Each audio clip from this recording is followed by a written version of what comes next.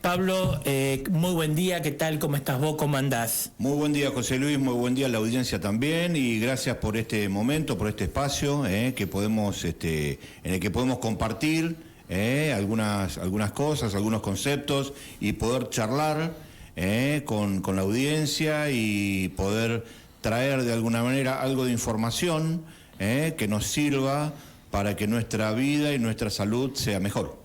Bien, Pablo, una fecha conmemorativa importante hace casi 3 días atrás, que tiene que ver con el Día Internacional de la Concientización o Lucha contra el ACV, así que me gustaría que nos cuentes un poco. Cómo no, José Luis. Bueno, como bien has dicho, este último 22 de julio fue el Día Mundial del Cerebro. Día Mundial del Cerebro, si bien hay otro día también en octubre, que ahora voy a buscar bien la fecha, es el Día Mundial del ACV, pero este 22 de julio fue el Día Mundial del Cerebro. ¿Qué es lo que se quiere o qué es lo que se pretende con poner un día específico? Es de alguna manera recordar, reforzar este concepto de que estas enfermedades existen y que están al lado nuestro. Entonces, de alguna manera, generar la concientización sobre estas enfermedades justamente para poder generar alerta en la sociedad y poder consultar o poder tomar una opinión en este sentido.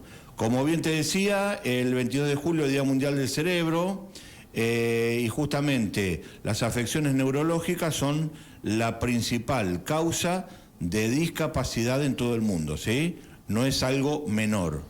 O sea, es la principal causa de discapacidad en el mundo, son las afecciones neurológicas. Hace 10 años, con el objetivo de concientizar sobre este tema de las enfermedades cerebrales, la Federación Mundial de Neurología estableció justamente el Día Mundial del Cerebro, como 22 de julio. Hay un lema que la Federación puso, que es la salud cerebral y prevención protegiendo nuestro futuro. Y básicamente una revista muy afamada en medicina, que es The Lancet Neurology, desde el año 1990, lo que hace es un trabajo e informa que hubo un aumento desde el año 1990, un aumento del 18% en el volumen de todas las discapacidades, ya sea discapacidades, enfermedades y muertes causadas por una afección neurológica. Así que es un dato no menor del aumento en el 18% de las afecciones neurológicas que nos generan una discapacidad. Entre otras, ahora bien, voy a hacer desarrollar un poquito más en el tema del ACV, ¿sí? Como una de las causas también. A su vez, hasta el año 2021, más de 3 millones de personas en el mundo vivían con alguna afección neurológica, con lo cual los trastornos neurológicos siguen siendo una manera significativa, contribuyen de una manera significativa a la cantidad de años de vida que se ajustan por discapacidad. Entre las afecciones neurológicas tenemos el ACV, el que siempre va a la cabeza. Después tenemos otras afecciones como son las migrañas, la enfermedad de Alzheimer, otro tema importante, meningitis, epilepsia, y todo en un gran porcentaje son enfermedades que podrían llegar a ser prevenibles, ¿sí? Si después hacemos un pequeño detalle de cómo lo podemos prevenir, va a ser importante en ese sentido. El 90% de estas afecciones se lo lleva el ACV, el accidente cerebrovascular. En otro caso, el 40% demencia, casos de demencia de tipo vascular y otros, y un 25% los casos de epilepsia. En términos generales, las afecciones neurológicas causan una mayor discapacidad y deterioro de la salud en los hombres que en las mujeres. O sea, para de alguna manera poner ciertos tips, son más afectados los varones que las mujeres en este tema de discapacidad y deterioro de la salud. Pero en las mujeres, ejemplo, patología como migrañas y o demencia, ya afectan un poco más a las mujeres que a los varones. Ese es otro dato importante. Después, ¿qué más? Con respecto a, de alguna manera, esto como introducción, pasamos al ACV, ¿sí? Que no es otra cosa que un accidente cerebrovascular. Es uno de los eventos o una de las situaciones más terribles que puede llegar a sufrir una persona. Tenemos dos grandes tipos, el ACV de tipo isquémico y el ACV de tipo hemorrágico. El isquémico se diferencia del hemorrágico en donde se produce un trombo o un coágulo, obstruye la arteria y de alguna manera corta la circulación por un breve tiempo, y esa zona, la del cerebro, se ve afectada. Y bueno, puede afectar la parte del habla, distintas áreas del cerebro. Ahora, la situación hemorrágica es mucho más riesgoso, en donde lo que sucede básicamente es la rotura o la ruptura de la arteria, que es la que lleva justamente la sangre, y por consiguiente lo que va a producir es el extravasado de la sangre y se genera justamente un sitio de sangrado, obviamente, ¿no? Mucho más peligroso en ese sentido. Entonces, volviendo al tema, la ACV es uno de los eventos más terribles, como bien decíamos, y es una de las causas de discapacidad mentales más importantes. Puede afectarnos el movimiento, la capacidad de hablar, de comunicarnos, de ver, de sentir, de mantener una vida independiente, y la misma vida puede estar justamente comprometida en ese sentido, ¿no es cierto?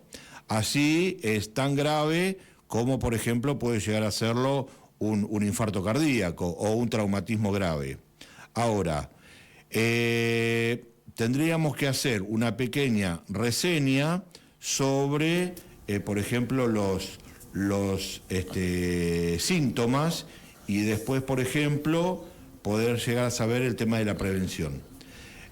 Uno de los síntomas que uno podría, de alguna manera, si uno quisiera transmitir a la comunidad pequeños tips de cómo estar alerta frente a alguna situación o algún síntoma que se presente de estos que yo voy a mencionar, saber que podemos estar frente a una situación de ACV. ¿Para qué sirve? Me sirve para mí, como me sirve para el que está al lado mío, y poder advertir que eso está sucediendo con una persona de mi entorno o de mi familia.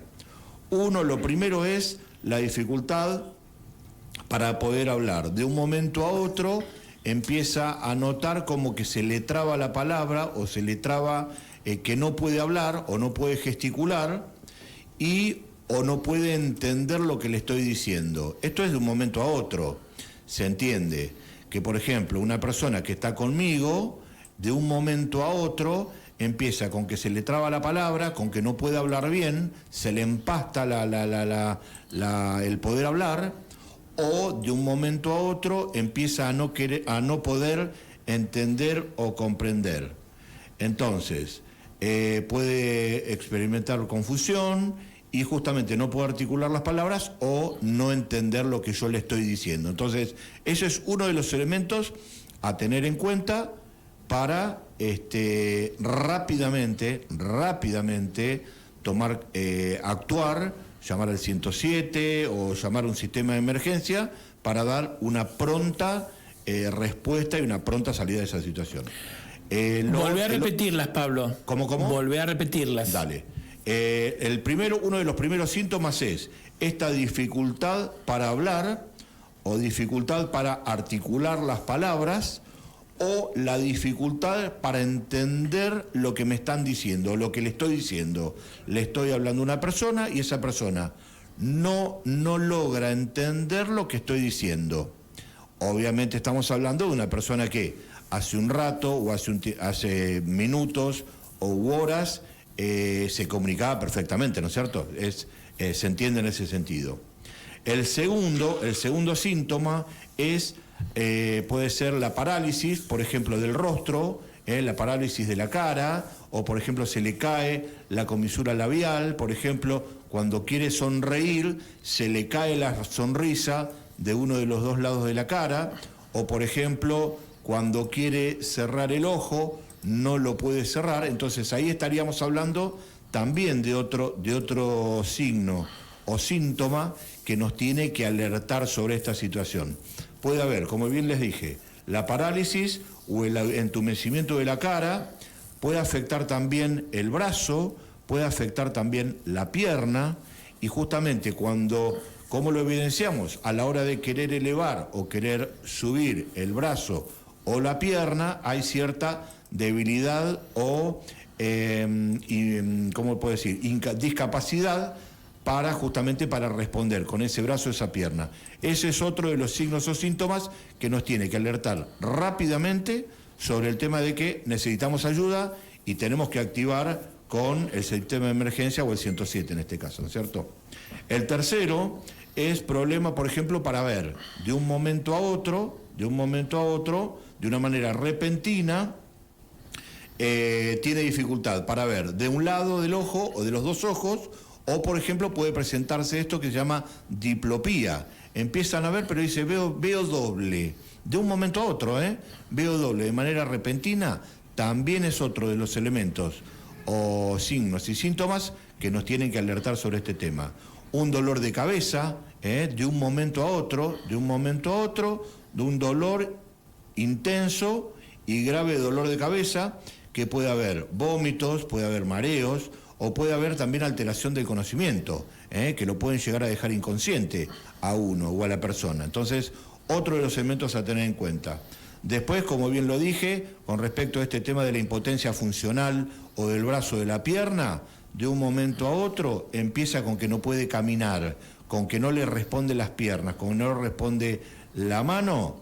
Entonces, pérdida de equilibrio, pérdida de la coordinación o una sensación de mareo súbito. De un momento a otro no se puede mantener en pie. Otro de los elementos que tenemos que tener en cuenta para activar este sistema de emergencia, ¿no es cierto? Básicamente, a ver si me queda algo para hablar en este sentido. Yo creo que con esta información, por lo menos para que nos llevemos de esta mañana estos elementos de que esto existe, que cada vez tenemos mayor número de casos en función del ACV, que hay un día que es el Día del Cerebro, en este caso que fue el 22 de julio, y que frente a cualquiera de estos signos o síntomas, ya sea para nosotros o para con la persona que tenemos al lado, con la cual estamos trabajando, con la cual estamos quizá en un restaurante, estamos comiendo, o en el lugar en el que nosotros estemos, frente a este tipo de situación, saber que podemos estar frente a un caso de ACV, frente a estos síntomas, actuar rápidamente. Bien, primero y ante nada, muchos saludos de María Esther, que está mirando y escuchando la radio para vos. Muchas gracias María Esther. Recordamos siempre para comunicarse para hacer preguntas o consultas o lo que ustedes quieran, 2227 50 09 02. Para cerrar este tema, Pablo, sí. ¿Cuánta gravitación tiene el tema del colesterol? Sí. Y a su vez, yo te lo pregunto de esta manera, pero vos lo vas a explicar o lo vas a decir con mayor propiedad de lo que lo voy a decir yo. ¿En cuánto afecta que las venas tengan grasa o que tengan algún tipo de residuo, sí, y que evite que la sangre pueda circular? Y si esto se puede detectar o no, si hay algún tema de estudio, posibilidad de que la gente o el vecino o la vecina se pueda someter en el estudio, porque bueno, estos son, lo que vos dijiste recién, son síntomas que por ahí se ven por afuera, ¿no? Exacto. Pero capaz que por adentro del ser humano hay otros síntomas o signos. Sí, importante lo que acabas de mencionar. Bueno, estamos hablando de enfermedades, en este caso del ACV, que serían prevenibles, como es el ACV, como es el infarto, en donde hay factores de riesgo, siempre nosotros hablamos de esto. Tengo factores de riesgo modificables y factores de riesgo no modificables. Los no modificables, por ejemplo, son la genética. Cuando yo tengo, por ejemplo, a papá y a mamá con diabetes, yo tengo un 80% de posibilidad de tener diabetes a futuro.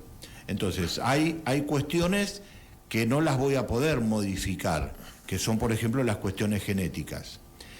Pero, por ejemplo, sí, hay otros factores de riesgo que son modificables, que los puedo cambiar, y esto también va para la diabetes y va también para el ACV y para el infarto y otras enfermedades no transmisibles, que es, por ejemplo, valores adecuados de colesterol, ya sea colesterol total, colesterol LDL, que es el colesterol malo, valores de triglicéridos.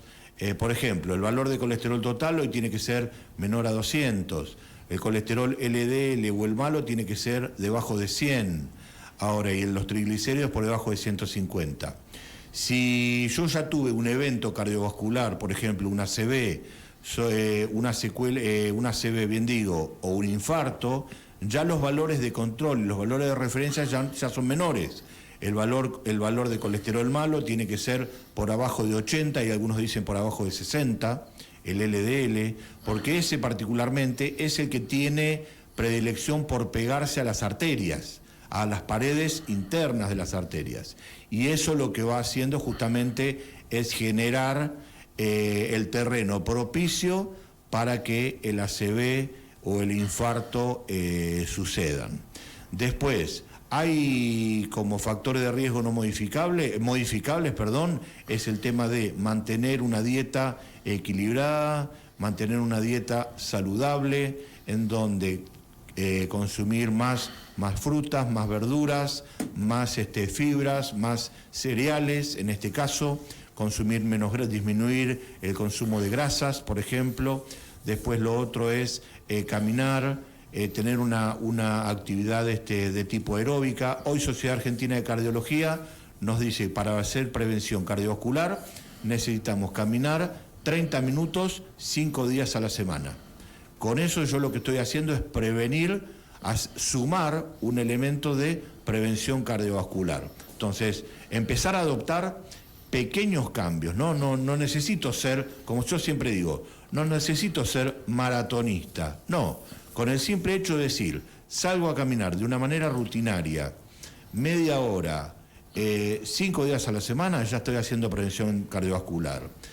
Hacer un control periódico con el médico para ver cómo estoy de colesterol, cómo estoy de un control con un electrocardiograma, un ecocardiograma con Doppler, un Doppler de vasos de cuello. Yo puedo hacer de alguna manera prevención. ¿Para qué?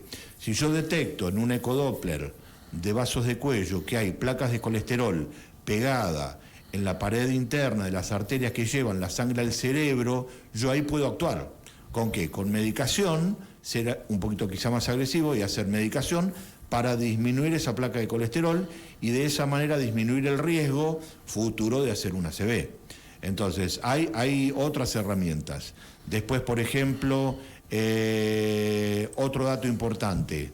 Estaba leyendo un trabajo los otros días, un trabajo internacional, que nos dice que, por ejemplo, el caso de sobrepeso u obesidad nos aumenta un riesgo 4 veces mayor de padecer un ACV o un infarto. Entonces, ahí es donde tenemos que trabajar, justamente sobre estimular a la actividad física, la dieta saludable, hacer los estudios y los controles periódicos para de alguna manera disminuir ese riesgo, ¿no es cierto?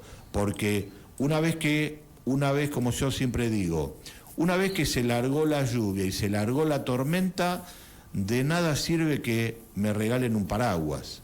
Entonces, una vez que yo sufrí el ACV o el infarto, después tengo que cargar con la discapacidad.